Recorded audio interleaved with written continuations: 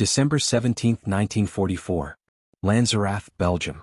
Temperature hovering just above freezing, morning fog thick enough to muffle sound. Obergefreiter Klaus Hartmann crouched in a frozen foxhole along the Siegfried Line, watching American positions through field glasses while snow began to fall on what would become the opening day of the Battle of the Bulge. 24 years old. 3 years of medical training at Heidelberg University before conscription. 2 years serving as a Wehrmacht sanitator, a combat medic, with the 3rd Fallschirmjäger Division. He carried no rifle. His only weapons were morphine ampoules, field dressings, sulfa powder, and a Red Cross armband that marked him as both healer and target. The German offensive would begin at 5:30. Artillery bombardment first, then infantry assault through the Ardennes forest.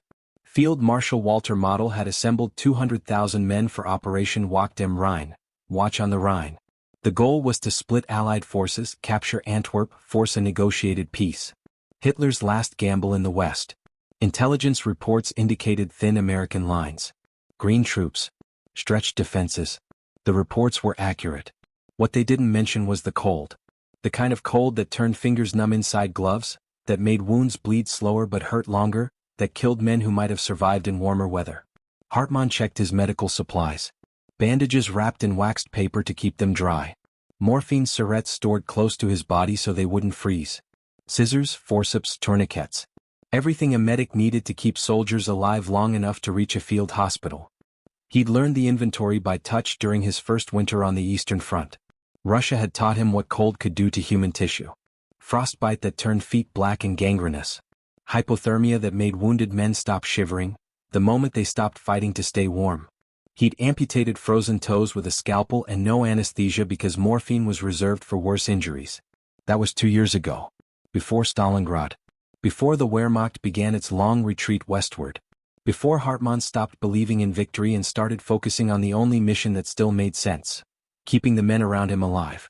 Not for Germany. Not for the Führer. For the simple reason that they were wounded and he was trained to heal. At 5:28, German artillery opened fire. Hundreds of guns along a 50-mile front. The sound was continuous, a rolling thunder that shook the ground beneath the foxholes. Shells screamed overhead, bound for American positions in villages and forests beyond the initial line of contact. Hartmann pressed his hands over his ears. The concussion waves from the nearest battery made his chest vibrate. He'd learned not to count the guns. Counting made the barrage feel longer. Instead he focused on his breathing. Steady inhales through the nose. Slow exhales through the mouth. The breathing technique a professor had taught him at Heidelberg, back when he thought he'd become a surgeon in peacetime. The bombardment lasted 90 minutes. At 7 o'clock the guns stopped. Silence more terrible than noise. Then whistles blew. German infantry rose from their positions and began moving forward. Hartmann waited. Medics never advanced in the first wave. They followed 50 meters behind, close enough to reach wounded quickly, far enough back to avoid being caught in initial contact. At 7:15 he heard the first calls. Sanitator. The cry that meant someone was hit. He grabbed his medical bag and moved forward, low and fast, using trees for cover. American machine gun fire rattled through the forest. Bullets clipped branches overhead. Snow fell from evergreens in small avalanches. He found the first casualty behind a fallen log. Private First Class Werner Vogel, 19 years old. Bullet wound through the abdomen. Blood soaking through his uniform tunic. His face was white, lips already turning blue from shock and cold. Hartmann cut away the tunic with scissors, saw the entry wound low and left no exit wound. The bullet was still inside. He packed the wound with gauze, applied pressure to slow bleeding, gave morphine, started a plasma transfusion from a bottle he'd kept warm inside his coat. Vogel would need surgery within the hour or he'd die from internal bleeding. But the field hospital was 12 kilometers back through forest now contested by American forces. Hartmann called for stretcher bearers. 2 soldiers appeared, lifted Vogel carefully, began carrying him rearward. Hartmann watched them disappear into the fog.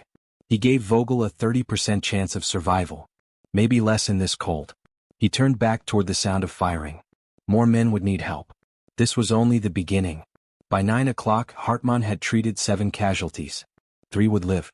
2 would die before reaching the field hospital. The other 2 he didn't know. Chest wounds were unpredictable.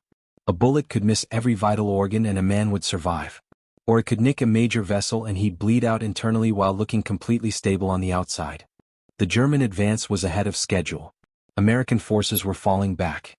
Hartmann moved forward with the assault companies, treating wounded as he found them. At 9:30 he heard English words mixed with the German ones. Americans calling for medics. Medic. Medic. The same desperate tone in any language. He found them in a shell crater. 3 American soldiers wounded during the German breakthrough. One had a leg wound, bone visible through torn trousers. Another had taken shrapnel to the shoulder and neck. The third was unconscious, a piece of shrapnel lodged in his skull just above the right eye. Hartmann stopped at the crater's edge. German doctrine was clear. Enemy wounded were to be bypassed unless they posed a tactical threat. Medical resources were limited. German casualties took priority. That was the regulation. He'd followed it on the Eastern Front. He'd watched Russian soldiers bleed out in the snow while he treated Wehrmacht troops. But these weren't Russians. These were Americans. And something had changed in Hartmann during the long retreat from Stalingrad. Some equation in his mind had shifted. He was a medic. They were wounded. The rest was politics. He slid down into the crater. The Americans watched him approach. Fear in their eyes. They'd seen his uniform, his steel helmet with the Wehrmacht eagle. They expected execution. Instead, Hartmann set down his medical bag and held up his hands, palms empty. "Ich bin Sanitator," he said slowly. "Medic. I help." The soldier with the leg wound, a corporal by his chevrons, nodded carefully. "We're wounded," he said. Unnecessary statement, but Hartmann understood. The corporal was trying to communicate surrender, trying to establish that they posed no threat. Hartmann nodded. "I see. I help you." He started with the unconscious soldier. The shrapnel wound to the head was beyond his ability to treat properly. The man needed a neurosurgeon and operating room equipment Hartmann didn't have. But he could stop the bleeding, stabilize the skull, give the man a chance. He cleaned the wound, applied sulfa powder, wrapped a bandage around the head, administered morphine. Next was the shoulder wound. Shrapnel had torn through muscle but missed the subclavian artery. Lucky. Hartmann packed the wound, wrapped it, gave morphine. The soldier's name tag read Morrison. Private Morrison watched Hartmann work with a strange expression. Not gratitude exactly, more like confusion. Why was the enemy helping? The leg wound took longer. The tibia was fractured, possibly shattered. Hartmann splinted it with rifle parts and bandages, gave morphine, started a plasma transfusion. The corporal's name was Davis. "Why are you helping us?" Davis asked. Hartmann didn't answer immediately. He finished wrapping the splint before responding. "Because you are wounded." It wasn't the real answer. The real answer was too complicated to explain in broken English while artillery fire continued in the distance. The real answer involved Stalingrad, and frozen Russian soldiers who'd called for help in a language Hartmann didn't speak, and the moment he'd realized the war had stopped making sense. But "because you are wounded" was true enough. At 10:15 German soldiers found Hartmann in the crater with the Americans. An Unteroffizier, a sergeant, aimed his Kar 98K rifle at the prisoners. "What are you doing, Sanitator?" Suspicion in his voice. Fraternizing with the enemy was a court-martial offense. Hartmann stood slowly, hands visible. Treating wounded. Medical protocols. The sergeant looked at the Americans, then at Hartmann, then back at the Americans. He lowered his rifle slightly. "They're prisoners now. Leave them." Hartmann shook his head. "The one with the head wound won't survive 2 hours without treatment. The leg wound needs surgery or he loses the limb. I've stabilized them. They need evacuation." The sergeant studied Hartmann for a long moment.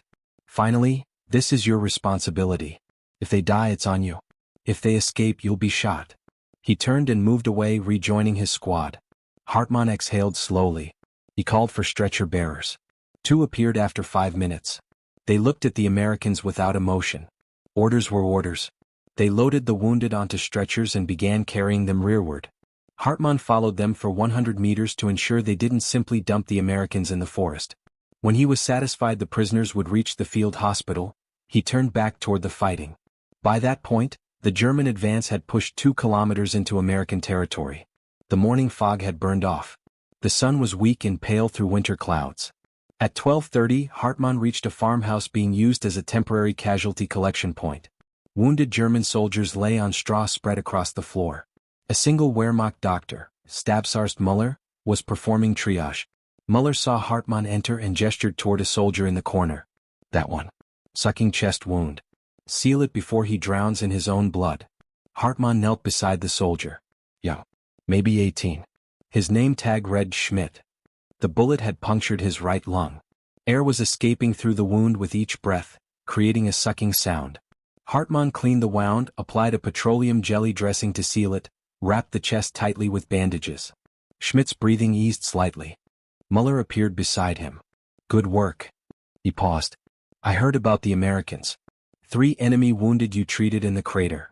Word traveled fast in a Wehrmacht division. Hartmann waited for criticism. Instead, Muller said, the Hippocratic Oath doesn't distinguish between sides. First, do no harm. Treat the wounded regardless of uniform. Some officers forget this. I don't.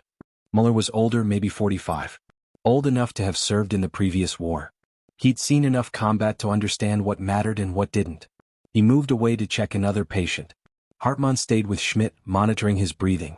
The young soldier would live if he reached a proper surgical facility. Maybe. By 1600 hours, the German advance had stalled. American reinforcements arrived from the south. Artillery fire intensified. The fighting settled into a grinding struggle for each village, each forest track, each frozen field. Hartmann moved constantly, treating wounded as the battle shifted and flowed around him. On December 18th, the pattern continued. German forces pushed forward at dawn. American forces counterattacked. Men died in numbers too large to count. Hartmann treated German soldiers primarily, but whenever he found American wounded in positions the Wehrmacht had overrun, he treated them too. Not from ideology. Not from compassion exactly. From habit. From training. From some deep professional instinct that had survived 3 years of war. On December 20th, Hartmann's luck changed. At 8:30, while moving between aid stations, he walked into an American patrol. 5 soldiers from the 101st Airborne Division, spread across a forest trail with rifles aimed at his chest. He stopped immediately, raised his hands. His medical bag hung from his left shoulder. The Red Cross armband was clearly visible. The sergeant in command, a weathered man with sergeant stripes and a Thompson submachine gun, approached carefully. You're a medic. Statement, not question. Hartmann nodded. Ja. Yes. Sanitator. Medic. The sergeant studied him. You speak English? Little, Hartmann said. Small English. The sergeant made a decision. You're coming with us. We've got wounded. You're going to help. It wasn't a request. Hartmann nodded. What choice did he have? They searched him thoroughly, found only medical supplies and personal items. No weapons. No military intelligence. Just bandages and morphine and the tools of his trade. They marched him through the forest for 20 minutes. The Americans were careful, professional. One soldier always kept a rifle trained on Hartmann while the others watched the flanks. They reached a clearing where American wounded lay beside a destroyed tank. 3 men. One had burns across his face and hands from a fire inside the tank. Another had a leg wound. The third had taken shrapnel to his abdomen. The sergeant pushed Hartmann toward the wounded. Help them. Hartmann set down his medical bag. The burned soldier needed immediate attention. 2nd and 3rd degree burns across 30% of his body. Hartmann had limited supplies for burns, mostly petroleum jelly and clean bandages. He worked quickly, applying jelly to the burns, covering them with gauze, administering morphine. The leg wound was straightforward. Through and through bullet wound, no bone damage. Hartmann cleaned it, packed it with sulfa powder, bandaged it. The abdominal wound was more serious. Entry wound but no exit. The bullet was inside, possibly lodged against the spine or in the intestines. This soldier needed surgery within hours or he'd develop peritonitis. Hartmann looked at the sergeant. This one, he said, pointing to the abdominal wound. He needs doctor. Surgery. Or he dies. The sergeant nodded. We're waiting for evacuation. Vehicles should be here in 30 minutes. Hartmann checked his watch. 9:15. The wounded soldier had perhaps 6 hours before the infection became unstoppable. While they waited, Hartmann sat beside the American wounded. The burned soldier was conscious, his eyes following Hartmann's movements. You're German, the soldier said. His voice was rough, painful. Hartmann nodded. Yes. But you're helping us. Hartmann didn't answer immediately. What could he say? That he'd stopped seeing uniforms and only saw wounds? That would sound like a lie. He settled for, I am medic. You are wounded. The same answer he'd given Corporal Davis. The only answer that made sense. At 9:45, American vehicles arrived. A jeep and 2 trucks. Medics jumped out, began loading the wounded. They saw Hartmann's uniform, but the sergeant explained, "He's a prisoner. German medic. Treated our wounded." The American medics looked at each other, then at Hartmann. One of them nodded slightly. Professional recognition. They loaded Hartmann into one of the trucks along with the wounded. The convoy drove west, away from the front lines. Hartmann watched the Ardennes forest fade behind them. He was now a prisoner of war. His war as a combat medic was over. Or so he thought.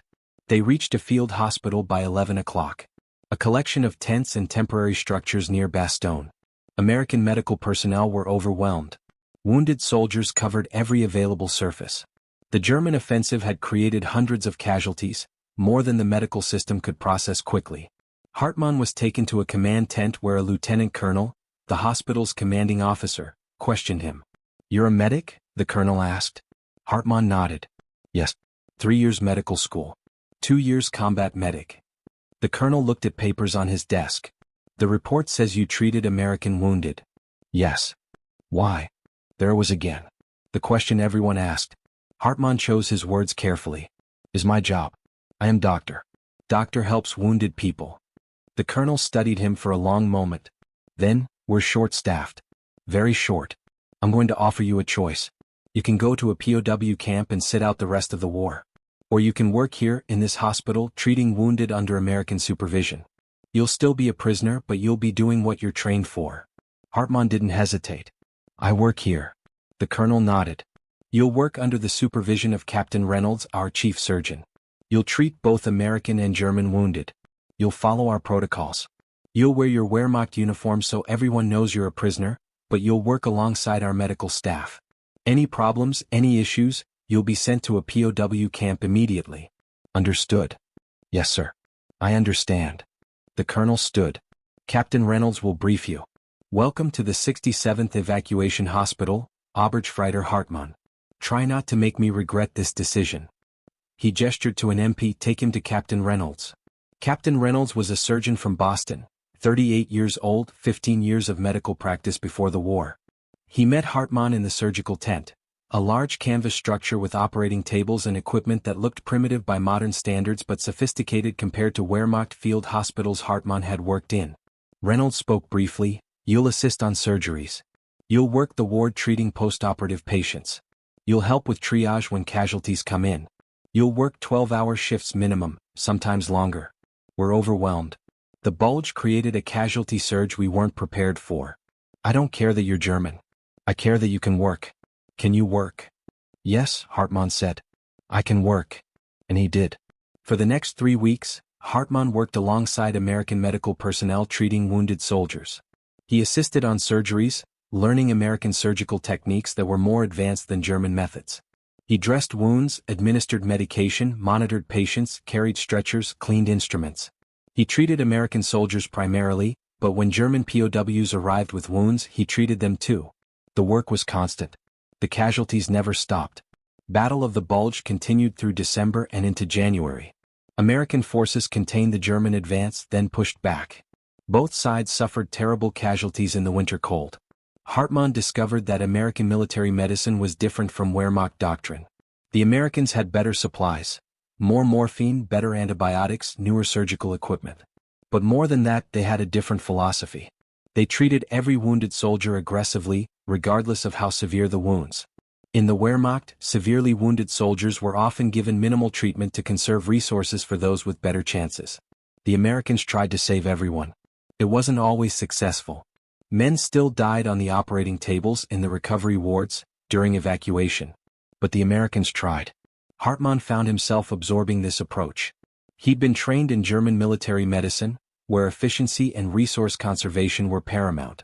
Here the paramount value was life itself. One morning in early January, a German POW was brought in with catastrophic injuries. Multiple shrapnel wounds, crushed chest, internal bleeding. Hartmann assessed him quickly. In Wehrmacht protocols, this soldier would be classified as expectant, expected to die. He'd receive morphine for pain but no aggressive treatment.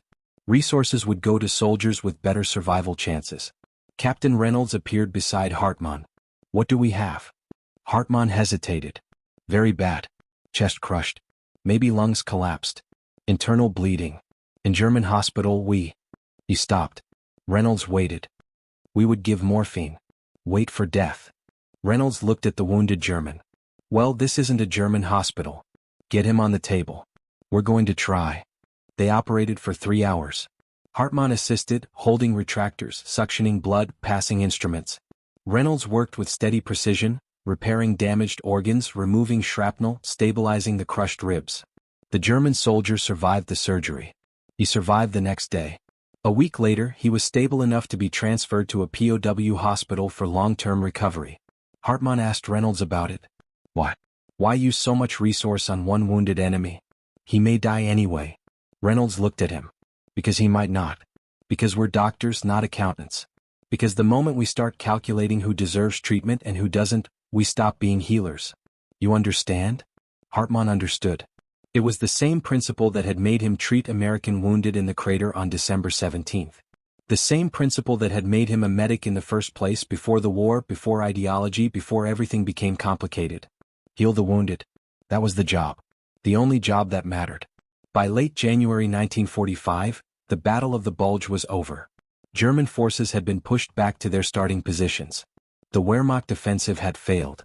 Hitler's last gamble in the West had cost 100,000 German casualties and accomplished nothing except delaying the Allied advance by a few weeks. Hartmann remained at the 67th Evacuation Hospital. The casualties continued, but at a lower rate. He worked alongside American medical staff with growing ease. Language barriers diminished. Professional relationships developed. He was still a prisoner, still watched by MPs, still wearing a Wehrmacht uniform. But he was also a colleague. A fellow healer. In February, a new batch of German POWs arrived from a Wehrmacht field hospital that American forces had captured. Among them was Stabsarzt Müller, the doctor Hartmann had worked with during the opening days of the Bulge. Müller was uninjured but had surrendered when his position was overrun. They spoke briefly in German while Hartmann checked Müller's medical status. I heard you were captured, Müller said. Working for the Americans now. There was no accusation in his tone. Just statement of fact. Hartmann nodded. Working with them. Treating wounded. Same as before. Müller studied the American hospital around them. Better supplies here. Yes. Better methods too, I think. Yes. Müller was quiet for a moment. Then, the war is ending. Germany is losing. We both know this. Hartmann didn't respond. Acknowledging military defeat while wearing a Wehrmacht uniform felt like treason, even though it was obvious truth. Müller continued, when it ends, remember what you learned here. Medicine based on science and compassion. Not ideology. Germany will need doctors like you. They moved Müller to a POW camp the next day. Hartmann never saw him again. But the word stayed with him. Medicine based on science and compassion. Not ideology. It was the simplest possible statement of what Hartmann had been trying to articulate since December 17th. In March 1945, American forces crossed the Rhine. The war in Europe was entering its final phase. The 67th Evacuation Hospital moved east, following the advance into Germany. Hartmann moved with them. He was still a prisoner, but his status had become ambiguous. He wore his Wehrmacht uniform but worked in an American hospital. He was guarded but also trusted. In April, they reached a liberated concentration camp. Hartmann had heard rumors about such places, whispered stories among soldiers, vague references in propaganda that denied everything. The reality was beyond anything he'd imagined. Thousands of prisoners. Living skeletons. Mass graves. Gas chambers. Medical experimentation rooms that made his stomach turn. The American medical staff worked frantically to save the survivors. Many were too far gone, starvation, disease, trauma. But they tried. Hartmann worked alongside them, treating prisoners with typhus, tuberculosis, wounds from beatings. The work was heartbreaking. Many died despite treatment. But some lived. One evening, Captain Reynolds found Hartmann sitting outside a medical tent. You okay? Reynolds asked. Hartmann shook his head. I didn't know. About the camps. The truth. I didn't know. Reynolds sat down beside him. A lot of Germans are saying that now. It's true. We were told they were work camps. Resettlement centers. Not this. Reynolds was quiet for a moment. What are you going to do with that knowledge? Hartmann looked at him. I don't understand. You're a German. A Wehrmacht soldier. When you go home after the war, you'll live with the fact that this happened. In your country. Under your government. While you wore that uniform. What are you going to do with that? Hartmann had no answer. Not then. The question was too large. The guilt was too heavy. He'd spent 2 years trying to save lives while serving a regime that had systematically murdered millions. How did someone reconcile that? How did someone live with that knowledge? In May 1945, Germany surrendered. The war in Europe ended. Hartmann was officially transferred to a POW camp near Frankfurt. His medical service with the Americans was over. He spent 3 months in the camp, not harsh treatment, just detention while the Allies processed millions of German prisoners. In August 1945 he was released. Given civilian clothes, a small amount of money, discharge papers showing his Wehrmacht service and his time working in American hospitals. He traveled to Heidelberg. The university was damaged but standing. The city was rubble in many areas. The Germany he'd left in 1942 was gone. Something new was struggling to be born from the ruins. Hartmann returned to medical school in 1946. The university accepted returning veterans who'd been students before conscription. He completed his medical degree in 1948. He became a surgeon, specializing in trauma medicine. He never spoke publicly about his war service. The memories were too complicated, too painful. But he carried lessons from those years. Medicine without ideology. Treatment without discrimination. The principle that a wounded person was a wounded person regardless of uniform. He taught these principles to his students when he became a professor of surgery in 1955. He wrote about them in medical journals, though never explicitly mentioning the war. In 1967, Hartmann received a letter from Boston. From Captain Reynolds, now Dr. Reynolds, chief of surgery at Massachusetts General Hospital. Reynolds was writing to former colleagues from the war. He mentioned that he'd often thought about the German medic who'd worked alongside them during the Battle of the Bulge. Wondered what had become of him. Hartmann wrote back. They corresponded occasionally over the next decade. In 1972, Reynolds visited Germany for a medical conference. They met for the first time since 1945.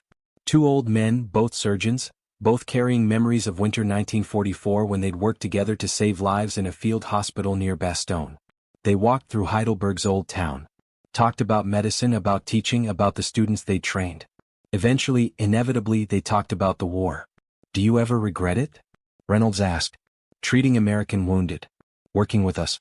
Some might call it betrayal. Hartmann shook his head. I regret many things about the war. But not that. Never that. I was a medic. They were wounded. That's all that mattered. Reynolds smiled. That's what I told the colonel when he questioned your assignment. He's a doctor. They're wounded. That's all that should matter. Guess we were both right. Hartmann died in 1983 at age 63. Heart attack. Quick and relatively painless for a man who'd spent his life treating pain. His obituary in the Heidelberg newspaper mentioned his distinguished career as a surgeon and professor.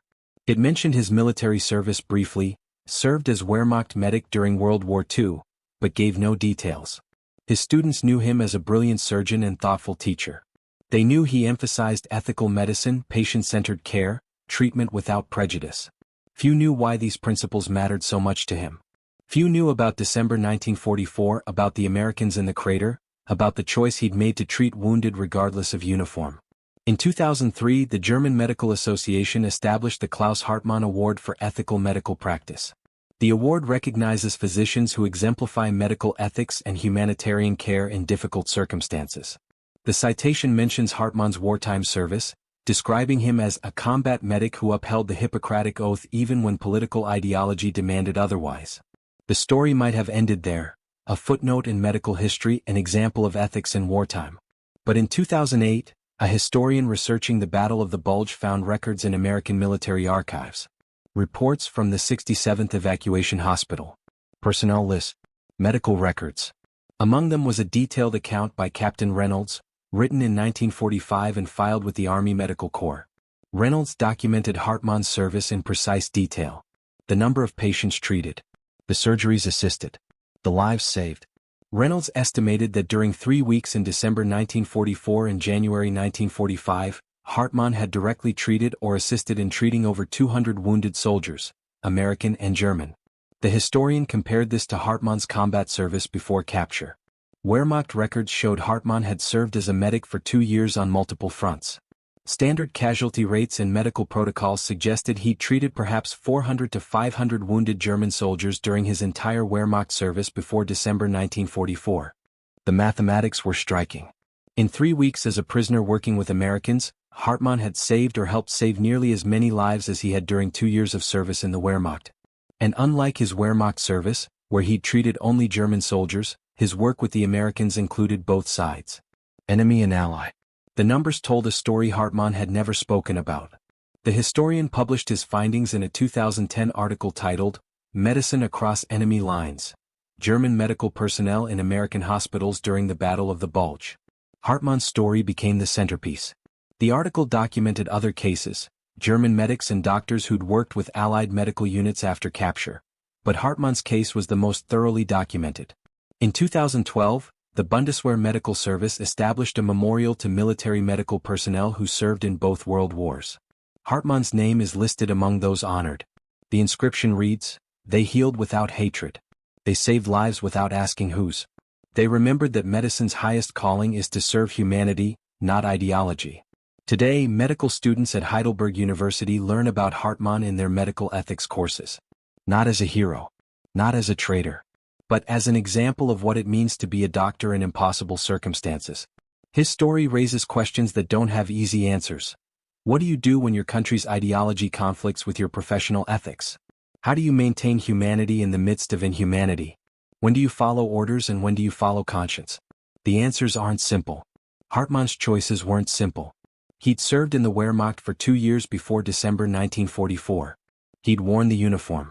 He'd followed orders. He'd treated German soldiers and bypassed enemy wounded according to military protocol. His moral awakening didn't happen all at once. It came gradually, through exposure to suffering, through the erosion of ideology in the face of real human pain. And even when he made different choices, when he treated Americans in the crater, when he worked in the Allied hospital, he didn't consider himself a hero. He was doing his job. The job he'd trained for before the war interrupted everything. Healing wounded people. That was all. But in wartime, that was all became everything. The war produced millions of casualties. Most are forgotten. Names lost in archives. Lives reduced to statistics. But some stories survive. Not because they're exceptional, but because they're necessary. Because they remind us that even in humanity's darkest moments, some people maintain their humanity. Not perfectly. Not heroically. Just stubbornly, persistently, through small acts of professional duty that became moral choices. Hartmann saved more lives than he took because he never took any. He was a medic. He carried no weapon. His tools were bandages and morphine and medical knowledge. And in the end, those tools proved more powerful than rifles or ideology or hate. Because while armies can destroy, only medicine can heal. While nations can wage war, only individual humans can choose mercy. The snow that fell on December 17, 1944, covered the Ardennes forest in white silence. It covered the frozen bodies. It covered the blood. It covered the shell craters and destroyed tanks and all the instruments of war. But it couldn't cover the memory of a German medic kneeling in a crater beside wounded Americans, choosing in that moment to follow the oath he'd taken rather than the orders he'd received. That choice, quiet, undramatic, witnessed by no one except 3 wounded enemy soldiers, became the pattern for everything that followed. 3 weeks of treating wounded in an American hospital. 30 years of teaching ethical medicine. A legacy that survived him. Not because he was special, but because he remembered, in the midst of war, what it meant to be a doctor. First, do no harm. Heal the wounded. Serve humanity. Simple principles. Impossible sometimes to follow. But Hartmann followed them. Not always. Not perfectly. But in the moments that mattered, when choice presented itself clearly, he chose medicine over military duty. He chose healing over hate. He chose to count lives saved rather than enemies killed. And in the accounting of history, that choice mattered. Not enough to stop the war. Not enough to prevent the atrocities. But enough to remind us that even in war, individual conscience still exists. Even in the machinery of mass death, individual humans can still choose mercy. Even when systems demand cruelty, individuals can insist on humanity. Klaus Hartmann died believing he'd done nothing extraordinary. Just his job. Just what his training demanded. Just what his conscience required. But in a war that killed 70 million people, just doing his job meant saving lives when others were taking them. And that, in the end, made all the difference. The snow eventually melted from the Ardennes forest. Spring came to Europe. Germany surrendered. The survivors went home. But the story remained. Not in military histories or strategic analyses. In medical records. In memories. In the lessons taught to students who would never see war but who needed to understand what it meant to be a doctor when the world lost its mind. Hartmann's story isn't about redemption. He didn't redeem the Wehrmacht or Germany or the war. His story is about something smaller and more important. One person remembering his humanity when forgetting would have been easier. One medic treating wounded enemy soldiers because they were wounded and he was trained to heal. One man choosing day after day to save lives rather than turn away. In the end, that was his legacy. Not heroism. Not even courage, really. Just stubbornness. The stubborn insistence that medicine mattered more than politics, that professional ethics mattered more than military orders, that human life mattered more than ideology. In wartime, that stubbornness became an act of resistance. Not loud. Not dramatic. Just persistent. And so we remember him. Not as a hero. Not as a traitor. But as a medic who did his job when doing his job meant defying everything his country told him about enemies and allies, about who deserved to live and who deserved to die. We remember him because his story, small as it is, proves something important. That in humanity's darkest hours, humanity itself doesn't entirely disappear. It persists in the hands of a medic kneeling beside wounded enemies. In the choice to heal rather than harm. In the decision, made over and over across 3 weeks in winter, that saving a life mattered more than winning a war. Klaus Hartmann saved more lives than he took because he remembered, when it would have been easier to forget, what it meant to be human. The war ended. The wounded healed or died. The medic went home. But the memory remained. In medical schools. In ethics courses. In the story of a German soldier who chose mercy when his nation demanded hate. And in that choice, however small it seemed at the time, lay proof that even in war, conscience survives. Even in darkness, humanity persists. Even when the world is broken, some people remember how to heal. That's the story worth remembering. Not grand. Not heroic. Just human. A medic treating wounded soldiers. A doctor following his oath. A man choosing compassion over cruelty. In the vast machinery of World War II, it was a tiny choice. But for the 200 soldiers whose lives he saved, it was everything. And in the end, that's all any of us can do. Make the small choices that add up to who we are. Choose mercy when cruelty is easier. Choose healing when destruction is everywhere. Choose to remember our humanity when the world tries to make us forget. The enemy medic who saved more lives than he took. Klaus Hartmann. Wehrmacht sanitator. American prisoner. German doctor. Heidelberg professor. Human being. His war lasted 5 years. His legacy endures still. Not in monuments or medals. But in the principle he lived by: heal the wounded, whoever they are, whatever uniform they wear. Because in the end, we're all just people. And when we're broken, we all need someone willing to help us heal.